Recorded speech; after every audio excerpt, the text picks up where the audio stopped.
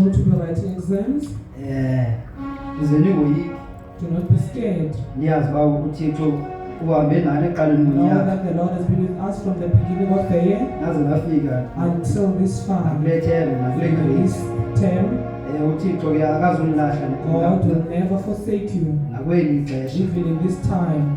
Lalo ukuyifunde eqaleni lonyaka Whatever you have studied beginning of the year, izobhalayo. it is the one that you're going to be writing it. Ngiyacebisa ke uba umuntu esazobhala Advising you as you are going to write, azithandazele ngamandla. pray for yourself.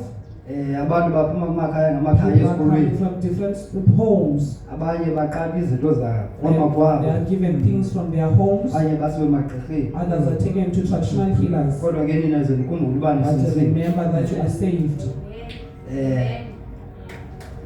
Nixhasa I ngomthandazo. support you with prayer.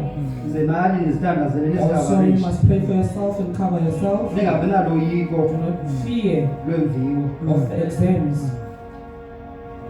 Ize ningoyiki. Do not fear. Funde nje incwadi zakho. Read your books.